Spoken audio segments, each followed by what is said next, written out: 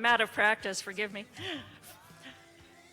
For those of you who don't know me, I'm Jennifer Bleesner. I'm filling in for President Rick today. He's in Washington, D.C. for the graduation of his daughter, Sarah, from Georgetown University. I was president of this club from 2020 to 2021, or as we call them, the Zoom years. Zoom. But really, don't feel bad for me. Quite frankly, with Zoom, I could run the meeting in my pajama bottoms and slippers. So, Zoom allowed us to continue our work as a club and to bring some amazing programs that we wouldn't have been able to do in person, including today's program. We're forever grateful for Dr. Dwayne Monick and David Links, who help us run this technology and make our meetings also available on YouTube and Facebook. With Zoom, we really have been able to bring the world to Yakima. So I'd like to get started by thanking our greeters, past President and past District Governor Greg Luring, and past District First Lady Jan Luring. Greg joined Rotary in 1981 and Jan in 1989, and both are with the McDonald's Corporation. Thank you for greeting today.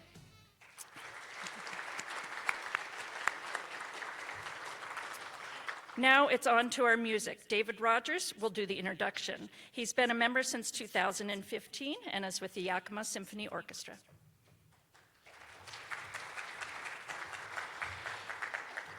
Thank you. Many music programs are still in a rebuilding phase after the Zoom years. And our guests today are no exception. They have this academic year done collaborations with the Yakima Symphony Chorus and the Contacus Vocal Ensemble. They're doing a tour of 6 area high schools, performing at Central Washington University and in Seattle, led by Stephen Slusher, who's a professor at Yakima Valley College and also the newly announced chorus master of the Yakima Symphony Chorus. This is the Yakima Valley College Choir singing Fly Away Home by Pink Zebra.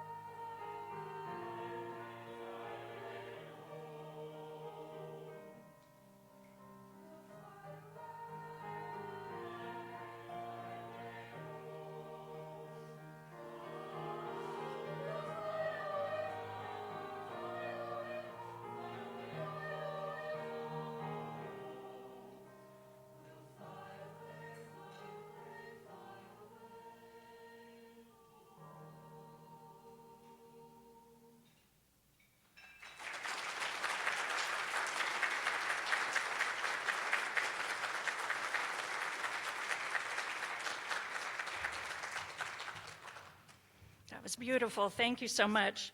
Tim Carlson is here from Team Carlson Law to do our invocation. He's been a member since 2009. Thank you. Thank you, President Jennifer. I guess emeritus, I should say. But this morning I woke up and I had already prepared my invocation, and I was reading something that really struck me. Today is Mental Health Action Day, if you didn't know. And so the great skier, Ms. Schifrin, is being celebrated, of course, throughout the skiing world for breaking Ingemar Stenmark's records and doing things. And Michaela posted the following on social media, and I wanted to read it to you. One of the most important lessons I've learned so far in my career is that one thing we can all absolutely relate to is struggle. Even with all of the talk of my successes this season and through my career, I've seen far more failure and struggle than triumph. Most days in life don't go perfectly, far from it. That's not meant to be scary, it's meant to be honest. More than anything, it's something that helps us connect with each other. Not everyone knows what it feels like to stand on the top of the podium at the Olympics or to become a world champion, but every single person knows what it feels like to face challenge and to be resilient through that challenge. Everyone has failed, felt fear, anxiety, some level of depression at times, pressure. We will all lose someone we love dearly, and we will all experience grief so extreme it can be crippling. Those challenges are such an ingrained part of life that it's not worth hiding them or running away from them. I found it's far more useful to use our experiences to help us connect with each other, lift each other up, understand more about others, and in many cases learn something about ourselves as well. To me, that connection goes hand in hand with resilience. On this Mental Health Action Day, I want to encourage everyone to consciously take time to make connections with others and with themselves. That connection could be anything at all, but it should be something that feels important to you or is helpful to someone around you in an endeavor that feels important to them. And take a moment to reflect on your own life and the challenges you have faced.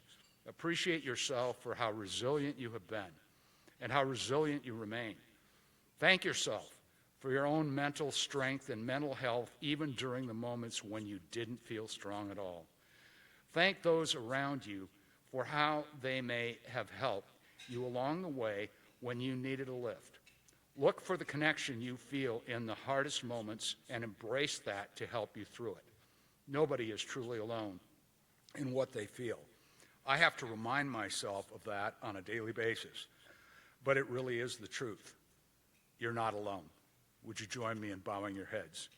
Father, we thank you for inspiring action people like our fellow Rotarians, called to action for the benefit of others, for the good of all. When we feel alone or defeated, remind us of the omnipresence of your good and all who have benefited from each of our lives. Guide us in conquering our personal struggles. We pray in your name. Amen.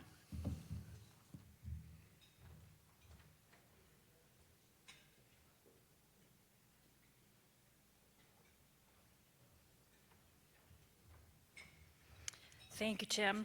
We have a number of guests here today, and I really appreciate if you would stand and allow yourselves to be recognized for your attendance today. If all of our guests could stand.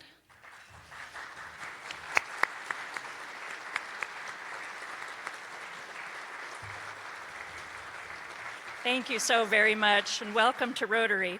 We'd also like to welcome all of our guests that are Zooming in on Facebook and YouTube. Thank you.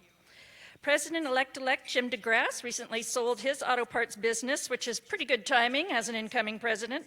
He joined Rotary in 2003 and is here to give us an update on the Rotary Marketplace paving project.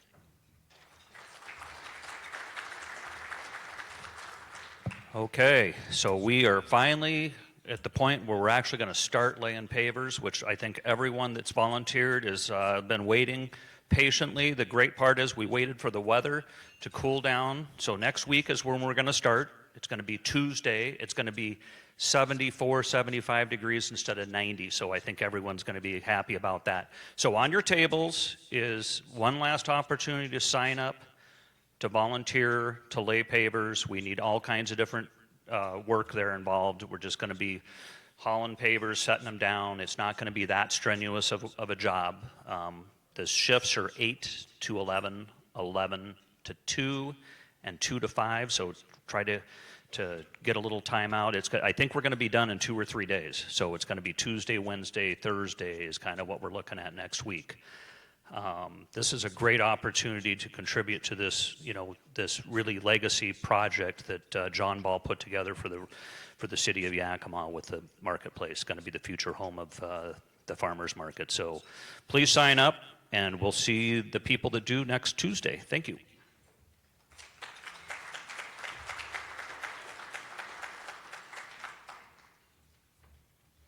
All right, thank you. Next, we've got Quinn Dolan here to introduce a new member.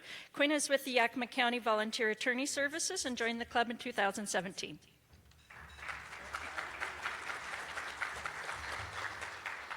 Thank you, President Blazner, fellow Rotarians.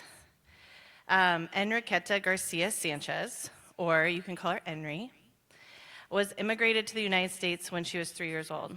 She was born in Michoacan, Mexico. Her family first settled in San Diego, California before moving to Yakima when she was 10 years old. Enri grew up as an undocumented youth and was only able to gain temporary status through the DACA program, Deferred Action for Childhood Arrivals, in 2012.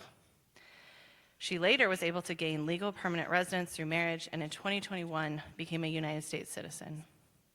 Her experience as a first-generation immigrant has impacted every aspect of her life, from gaining access to education, job security, and healthcare. Enri is currently the Development and Events Manager at La Casa Hogar, whose mission is to connect and educate Latina families to transform lives in the Yakima Valley. Her lived experiences as an immigrant Latina woman fuels her passion for the work of the organization and for the Latina families in our valley. If you've ever worked for a nonprofit or served on a nonprofit board, then you know how important a good development person is, and the burnout that can be part of the work. The average development person spends 18 to 24 months at any given organization before moving on. Enri will celebrate 5 years at La Casa this November, and she is doing incredible work. She has increased the budget and secured numerous multi-year grants.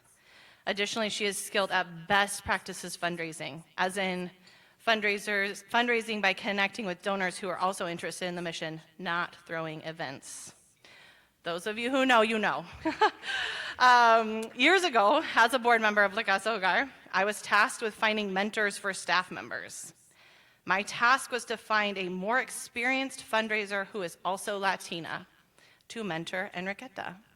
Not here in Yakima, I was open to literally anyone across the state or in another state. And I found no one. So not only is Enriqueta doing excellent work in the fundraising area, but she is a trailblazer, being a Latina in a white-dominated profession. When people tell me they are looking for top development talent, I always think of Enriqueta, but I can't see her leaving since she is passionate about the work of La Casa Hogar, doing this work from a different lens and perspective. She loves telling people about La Casa and enjoys doing work that expands the efforts of La Casa and doing work that is aligned with the mission without compromise. Enri has obtained a nonprofit management certificate from Duke University and a business management certificate from the Foster School of Business at University of Washington. She's the mom of 2 daughters, Elise, 10, and Clara, 5. She looks forward to a future where her children are leading and representing Latinas in leadership in their community. She hopes their community will be Yakima, but there's no telling where they will end up when they grow up. She has 2 poodles and fosters dogs and puppies and kittens for the Yakima Humane Society, where she worked prior to joining the team at La Casa. She will soon have a bunch of kittens in her house, if anyone's interested. And she says about fostering animals, it's my favorite thing to do. Additionally, she enjoys adventures, running, exploring local eats and brews, and has numerous plants around her home, as one of her recent skills has been learning to keep plants alive. So they're, developing a lot at her house. She enjoys collecting typewriters and now owns 10, but there's always room for one more. Enriqueta will be an incredible asset to this club, and I'm thrilled to introduce Enriqueta Garcia Sanchez as the newest member of Yakima Rotary Club. Please join me in giving her a Yakima Rotary welcome.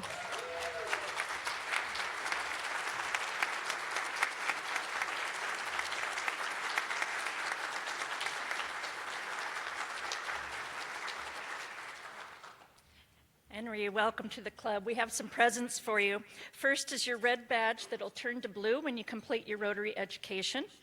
The blue book of names and numbers for all of the connections you're going to be making within Rotary. A plaque for your wall, and the coveted license plate holder. Welcome to Rotary. Congratulations.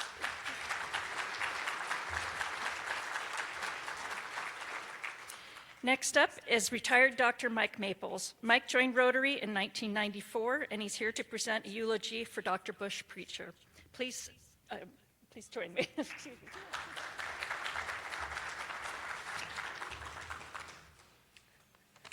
Thank you, past President Jennifer and fellow Rotarians, the family of Bush and friends of Bush who are here. Everybody welcome. It's a little tribute here for my friend Bush. Hope to do him justice. Listen to your patients. The message was clear and direct, forcefully delivered, and it still echoes in my brain. Bush listened. When I sent a patient to see Bush, when I got his consultation note back, I made sure that I had time to sit down and read every word, top to bottom, because I knew that it would be carefully crafted, and I have a lot of good information and probably have some humor in it. And I also knew that I was likely to learn something about my patient, a patient who I may have known for years, but I would still learn things that he understood after meeting them for the very first time. Doctors can be quick to judge one another, and Bush was happy to engage in debatable management issues, but I don't think that any colleague ever questioned that in Bush's hands, the patient would receive the most compassionate, best care that he could deliver every time. Bush listened, not just to his patients. He listened to his colleagues and friends and his community. But that doesn't mean he didn't have opinions of his own. I was so lucky to work with this man, not just in medical care, but in caring for this community. In meetings of the medical staff and board, he would always come prepared, and you know that he was not shy about sharing his informed opinion. But it would have been a mistake to assume that his mind was made up. It wasn't. He was always listening. Many times I watched Bush state his position with clarity and passion, and his opinions were highly valued. They carried a lot of weight. But his colleagues knew that he would be happy to engage in polite discussion. He listened to doctors and lay people alike, and I saw him respond to their opinions and pivot, change his position. And I'm not talking about fluffy issues here. I'm talking about big current problems like social justice and death with dignity, also known as physician-assisted suicide. Bush was raised to be a Southern gentleman, and he pretty much remained one throughout his life, though he left the South right after college, first for his medical education, and then for military service, and then for a career in Yakima. But he kept that Southern charm and wit and most of the accent.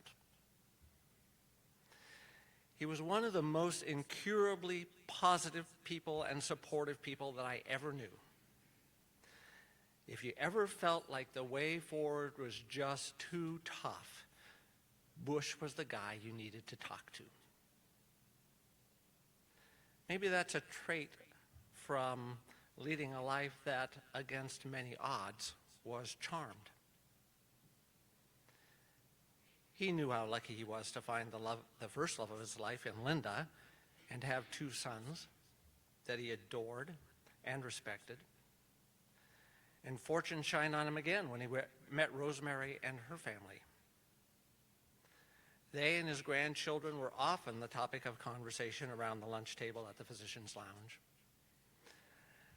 There are many family members here, and I can imagine that that's not maybe a comforting image for you to conjure up, but let me assure you, it was always positive and encouraging. If you had a cause and Bush shared your view of the need in the community, you had an influential ally. His interests in the community were broad, but he was especially energized by efforts to address challenges in the community that we've always faced when it comes to healthcare services. Excuse me. He hadn't been in Yakima long before he was drafted into service on Memorial's board. He was a powerful and respected leader. He advocated for the development of a new graduate medical education program in Yakima. The Central Washington Family Medicine Residency was born in 1990, and for the next 15 years, he helped guide it through service on its board and committees. And again, in 2005, against the advice of many friends and colleagues, he joined a group with dreams of starting a medical school in Yakima. We served together on that inaugural board for the next 5 years. Bush joined this club in 1977. He was granted emeritus status in 2009. I think maybe he needed a day to recover from the cherished Wednesday hikes with the old guys group. Listen to your patients. That was his message when he was asked to represent the Board of Trustees on the first day of class for the first class that ever came to Pacific Northwest University College of Osteopathic Medicine. That was 15 years ago. While it was forcefully delivered and it was a clear and simple message, Bush saw that it could bear repeating. Listen to your damn patients. It was classic Bush, and it's still echoing in my brain.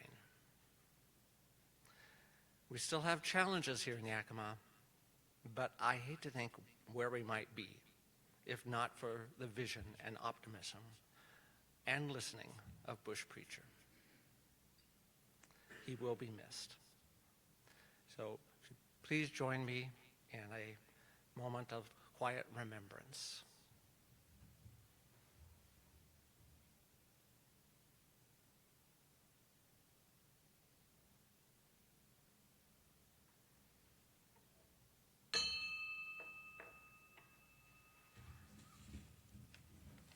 Thank you.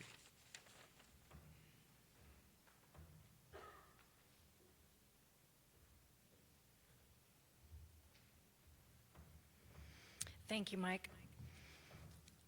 Next up on our agenda is retired District Court Judge Ralph Thompson, who is here to join us as Sergeant at Arms. He is a member since 1993. Ralph.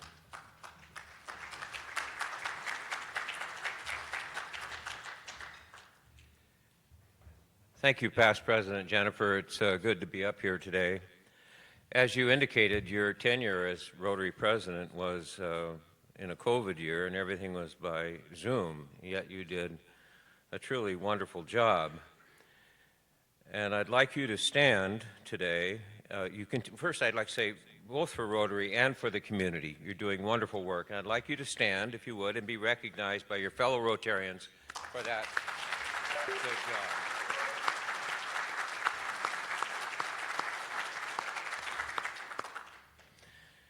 That was nice. It must be wonderful to have such an adoring public. Pay $10. Now that may seem like a big fine, but fellow Rotarian Dick Marble has told me, Dick is now 100 years old. Back in the 1950s, the fine in this club was $1, and that is $10 today. Now, I've suggested from time to time to different boards that we should raise the amount of the fine, and I've been routinely ignored. So would all Rotary board members, past and present, raise your hands? Everyone, okay, you may lower your hands. I see a couple of them talking with each other. He's not going to fine us $10 each, is he? Not really, but each of you pay $1 and think of it as 10 cents.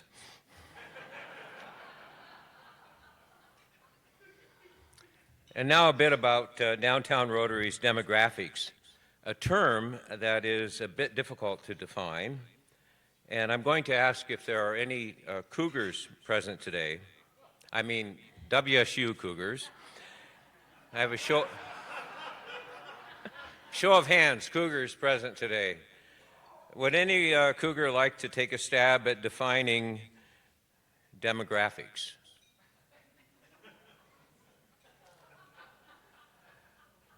I figured.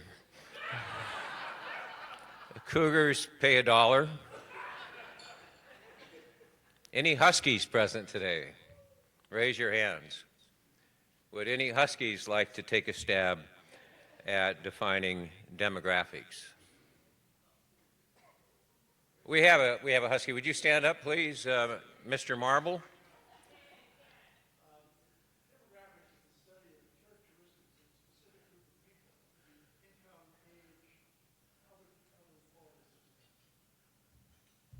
Thank you very much.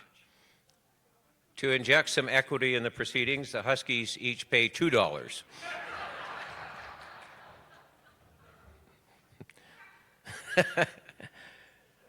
Okay, back to demographics. I'd like to ask if there are any Rotarians present today that are 90 years of age or older. No. 80 years of age or older. Raise your hands. Let's see. Where's Harry? Harry is the... Somebody help him up. How old are you, Harry? Okay, that's amazing. One last group I'm going to talk about today, 70 years or older. Show of hands. Okay, all of you, please pay $1, and thank you for your longevity. Anyway, one field that WSU, and I make some jokes sometimes about the Cougars, but obviously I'm very fond of all of them. One field that WSU has it all over the University of Washington is honeybee research. Honeybees, as you all know, are essential for our survival, and WSU has a big new research facility in Othello, Washington.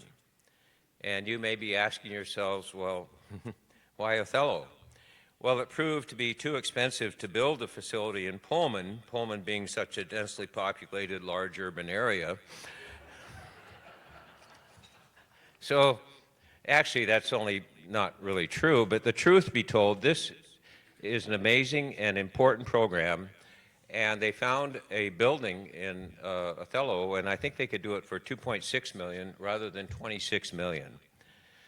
And among the projects of this program, which studies the honeybee, is, and I quote from WSU website, quote, to diversify the U.S. honeybee gene pool, bee semen of European stocks collected in their native range. I mean, these were home visits, and it sounds like a challenging task to a layperson. Anyway, the bee semen, I'm not making this up. I had no idea until I did some research, has been imported to enhance domestic breeding programs in this area.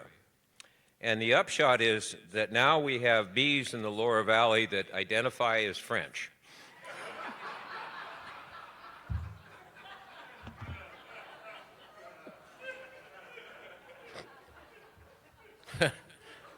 Finally, how many Rotarians present today enjoy eating honey? Show of hands.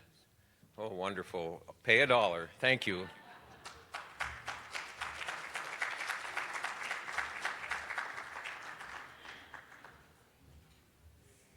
Boy, that's a hard one to follow, but I'll just keep us moving on. Now our speaker introduction is Bob Gerst. Bob is with John I. Haas and joined the club in 1993. Bob.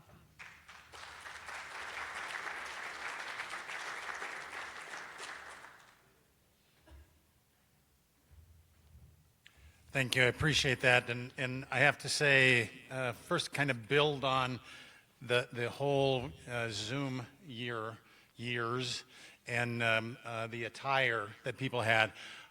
During those years, I think I hired dozens of people, mostly through Zoom interviews. And I can't tell you how many times that I had candidates that came with what I believe was their partner's pajama top on. I think they got them a little bit confused sometimes, right? And it's easy to do, you know, because I would look best, I think, in pink frilly stuff, as did many of the candidates. But what I really do find interesting is that they're having difficulty kind of getting back into, you know, what regular business attire is. I had an interview with someone the other day, finally an in-person interview, and I swear they had bunny slippers on. So we're having still some challenges in terms of that. And Ralph, thank you for setting the stage in terms of our topic today, honeybees. And I'm very excited to introduce to you Fabiana Amanda, who is from the Cordoba, Argentina, and holds a master's in business administration from the University of Illinois Urbana-Champaign and a biological degree from the National University of Cordoba, Argentina. After moving to the U.S., Fabiana worked at the University of Arizona on plant pathology research and honeybee research at the USDA Tucson Bee Laboratory. And she'll have to explain if she did any bee semen or anything of that nature during that time. For the past 20 years, Fabiana has worked extensively with the beekeeping industry in the U.S. and internationally on honeybee health. Her involvement in honeybee nutrition led to the development of a Mega Bee, a nutritional supplement for honeybees. Later, Fabiana has been deeply involved in the Varroa destructor research, a parasite mite that is detrimental to honeybees. She joined BetaTech Hop Products, a Beyond Brewing division of John I. Haas, to lead the development of HopGuard, a natural pesticide derived from hops to control the Varroa destructor in the honeybee colonies. Honeybees play a key role in pollination, and about 1/3 of USA diet is insect pollinated, and honeybees are responsible for about 80% of that 1/3. The honeybee population has been declining at very high levels for the past decade due to changes in agriculture practices and the devastating effect that the Varroa mites have on bee survivorship. The development of pesticide-resistant mites left beekeepers searching for alternative options. This opened an opportunity for BetaTech to develop a hop biopesticide, a unique and innovative product that is safe on bees and detrimental to the mites. Please join me with Fabiana to learn more about how BetaTech saves the bees, one hop at a time. Fabiana. Hi, Bob. Thank you. Hi, everyone. Can you hear me well? Yes? Okay. One question for you, Bob, before I go. Do you see my screen presentation mode or not? No, it's in presentation mode. Thank you. I cannot hear you.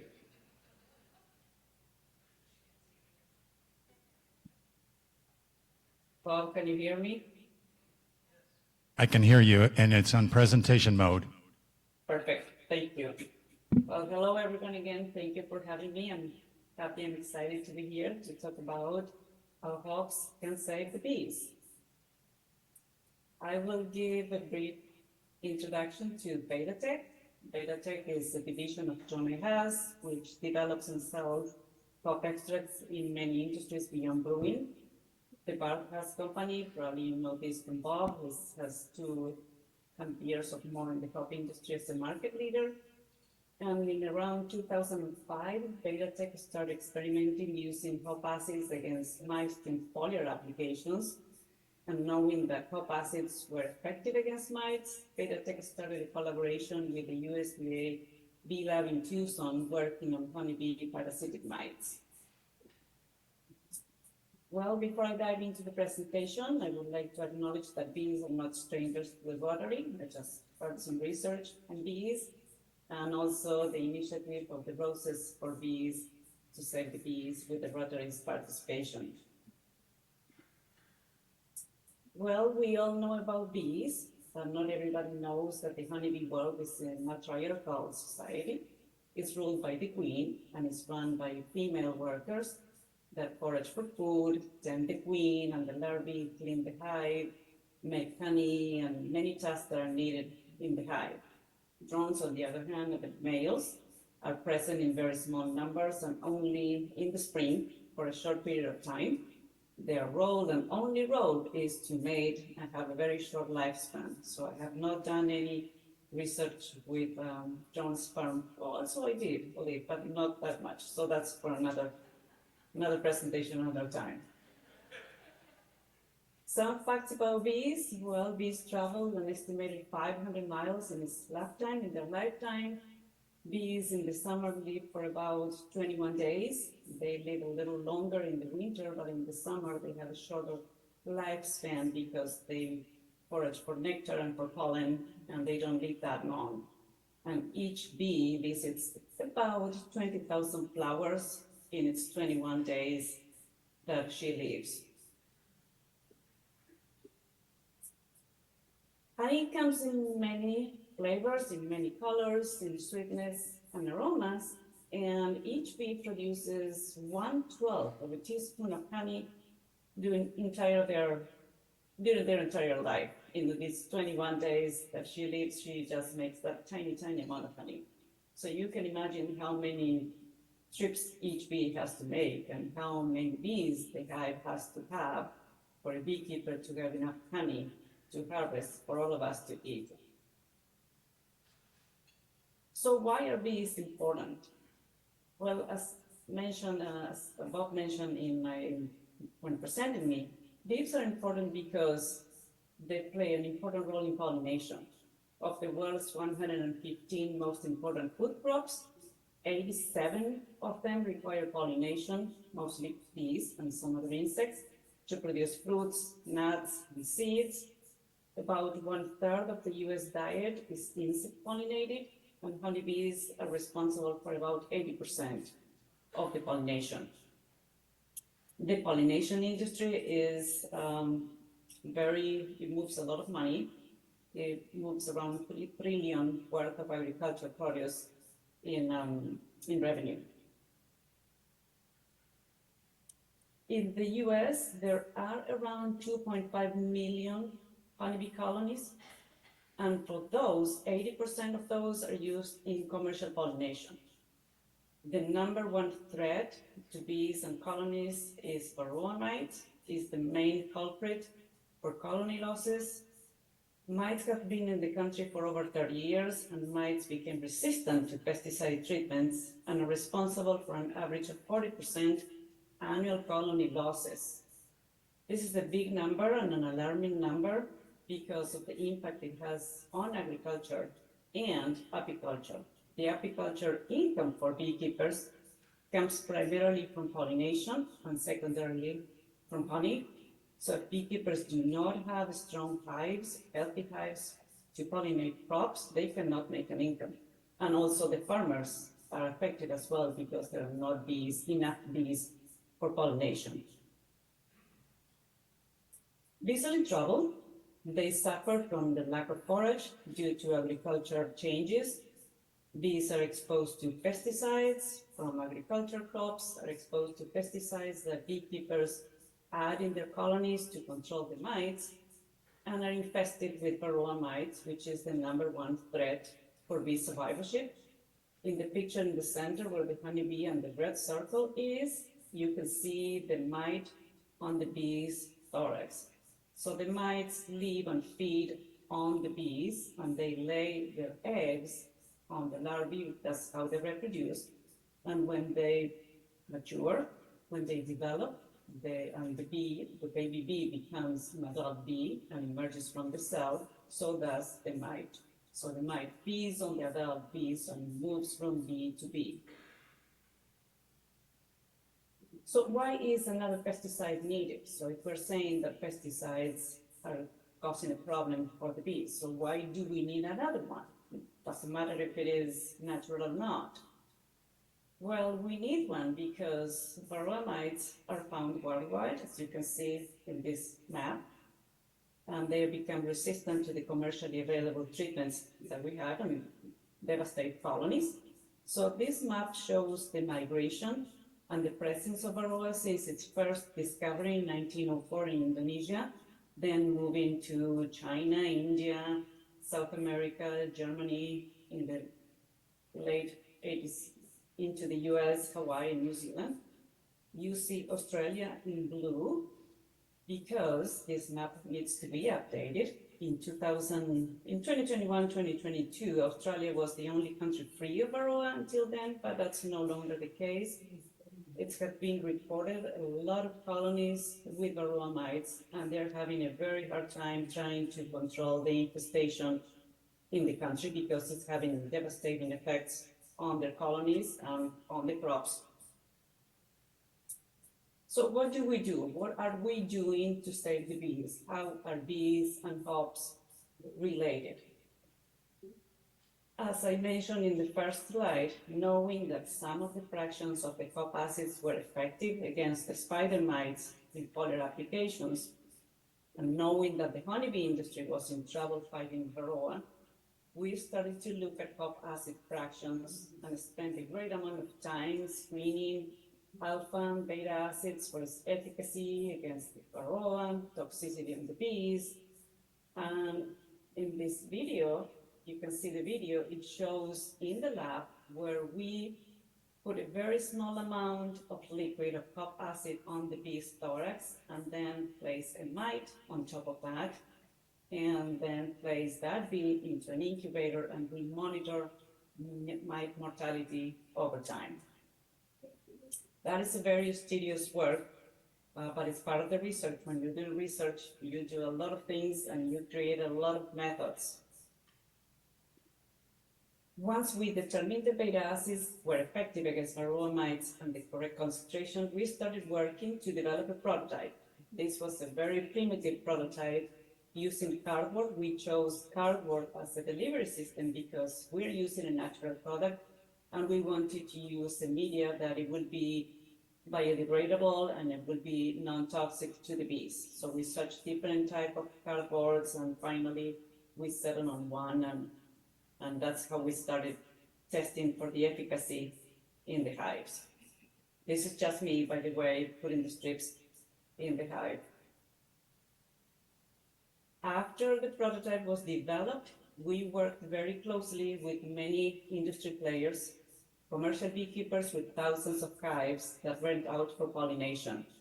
In these pictures, I am on the top inserting strips in bee boxes. When you buy colonies, most likely you will buy a bee package. That's how it's called bee packages, and then you install that into your beehive. We monitor for mite, we monitor for bee toxicity, and you can see in the other picture myself in a desk, a cardboard-made desk, counting mites after the treatment. You have to be very creative when you're in the field and do what you can do. After many years of data collection, development, and product improvement, we manufacture and sell Hopper 3. It's a mite treatment, it's a hop acid resin. that is delivered in a saturated cardboard strip. We offer pouches, silver pouches in 2 sizes, 10 and 24 strips, and also buckets, as you can see in the middle, with 300 and plus strips that we use for commercial beekeepers. And you can see the picture of how the product is delivered using cardboard strips that are folded in half. We open them and insert them in the center of the hive, so the bees have to physically rub against the strip, touch the strip, get covered with a liquid, and when the mite gets on the bees, it gets affected by the hop resin. What is Hopcar's 3 advantage? Well, number 1 is a natural and effective alternative against varroa. We deliver the product using biodegradable cardboard strips that, as you can see in the picture, that brown dust there is the strip. When it's completely dry, the bees chew on it and they make tiny, tiny pieces and then they remove it out of the hive. So beekeepers do not have to go back into the hive and remove the strips. The bees do the work for them. The product doesn't leave any residues. These are hop natural products, natural acids that they degrade quickly in the environment. So once they're exposed to the oxygen, they start degrading, leaving no residues in honey, in wax, or in pollen. We have not found any resistance so far. We are not expecting resistance since the product degrades quickly, but nature is nature, so we're not ruling that out, but as of for now, we do not see any resistance to that. And we do not have any negative effect on the colony, so it's safe on the bees and it's toxic to the mites. Well, moving on, well, after we developed and Hopcar was launched, we didn't stop there and started looking for other applications for hops. So how can we use the other products that we have? So we look at hop pellets. I started looking at what else can we do for bees? And we got to work on testing pellets as a smoker fuel for beehives. So when you're working on bees, you need to smoke them to make them calm. What is a better media to use than hops? Hops have calming effect that calm the bees when we are smoking the hive. So it's clean, and green burning fuel on top of that. And as always in R&D, a lot of work and time is spent in making sure that we have a safe product for the bees. And to measure the calming effect on the bees, here's another video. We developed a device where we have bees trapped in this little receptacle where we artificially stimulated the bees, and immediately after we apply the hop smoke and we measure its reaction. So when the bees are in this defensive mode, they extend their stinger to sting. And we measure that when we stimulated the bees and applied the hop smoke, the bees did not release the stinger, showing that the smoke of the pellets has a calming effect on the bees.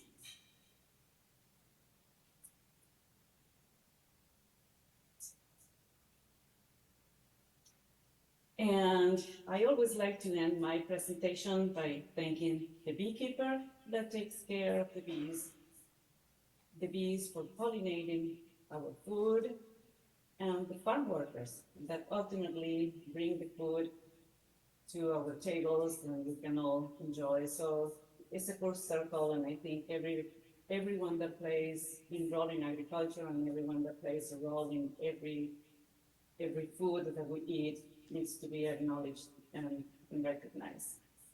And that is the end of my presentation. I'd be more than happy to answer any questions if you have. If I know the answer. Thank you, Fabiana. I think we have a little bit of time. Anyone have a question? Yeah, Michael. How did we first come to understand that hops were effective against varroa destructor? How did that discovery come about?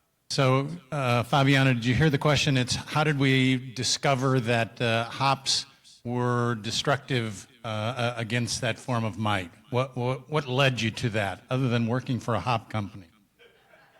Well, it was the basic research that they had on mites, on spider mites, not knowing that they will have an effect on bees. So what I showed was a snapshot of everything that we did on bees, testing different fractions of the hop acids against bees and against mites.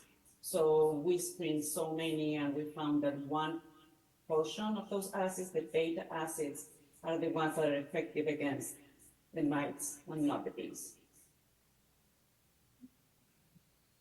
Yes, sir. I seem to recall a few years ago at another presentation where hops were effective against fungus in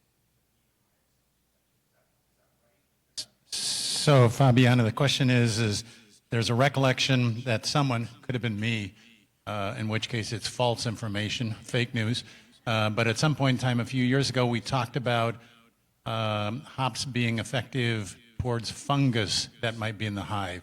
Have you done any research on that? We did, but it was not a fungus, it was a bacteria that affects the honeybees.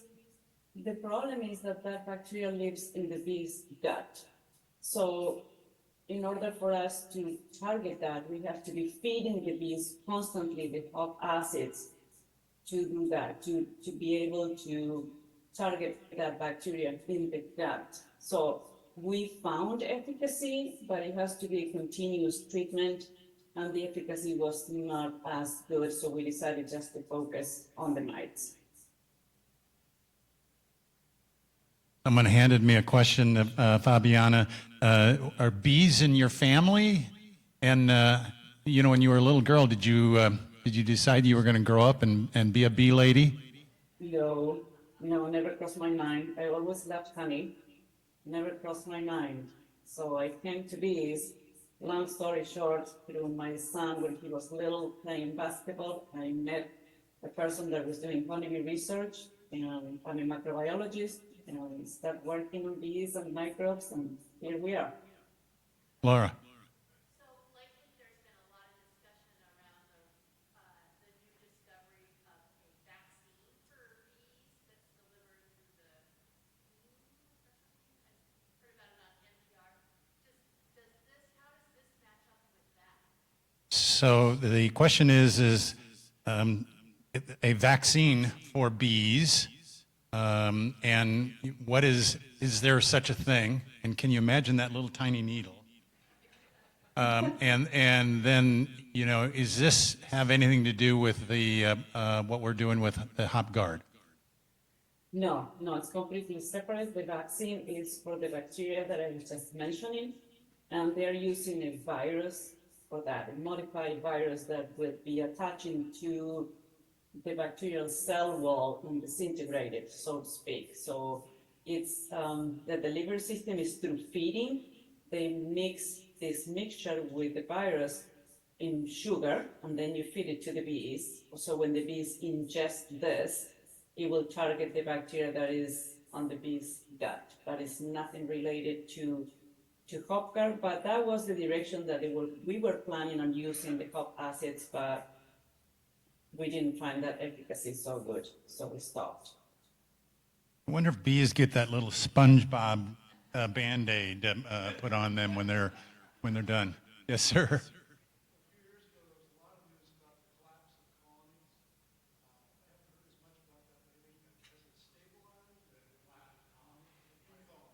Yeah, the collapse of bee colonies, and you talked about a bit the destruction that was going on. Maybe give a little bit of history and where we're at today. A lot of research has been done on that, but there's not a single factor that affected the colony collapse disorder. Was a syndrome that nobody could really put a finger on it, but there are a lot of players in that. Is pathogens such as virus, mites, bacteria.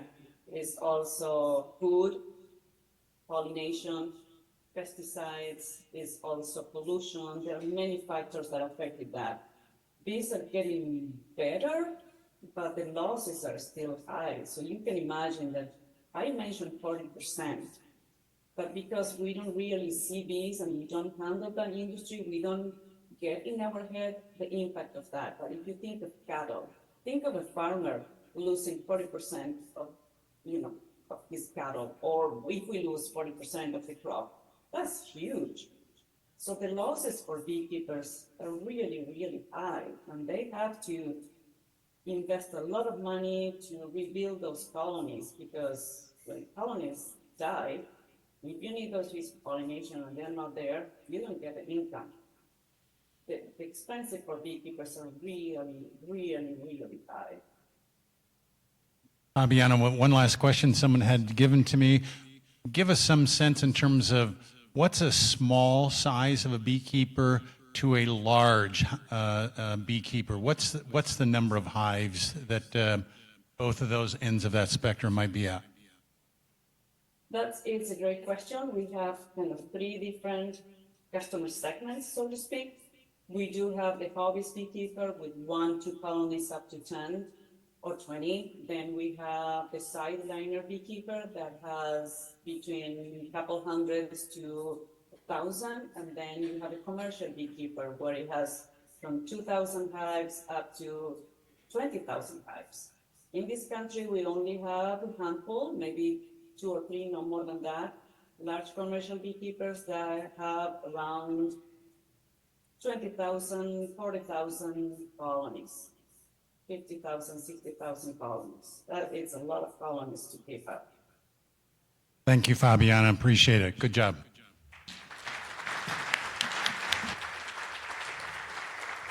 Thank you, Fabiana. In honor of you speaking today, the club will be making a donation in your name to Polio Plus campaign. So thank you again on this very important topic for Valley. Well, what a great meeting today. Next week's program is going to be here at the Yakima Convention Center and is the Academic Scholarship Awards program. So come and hear from some of the Valley's best and brightest students. The following week on June 1st, we have a special program called To Be Determined. But don't worry. There are several that are in line vying for the spot, and the committee is working on that. The week after that, on June 8th, our very own Rotarian, Kyle Curtis, will be speaking about Pride in Yakima, here again at the Convention Center. There are no committee meetings, as far as I know, unless I hear otherwise. All right, with that, thank you again for coming. Thank you to the family of Bush Preacher for being here today. Have a fabulous rest of your week, and we'll see you next week. Thank you.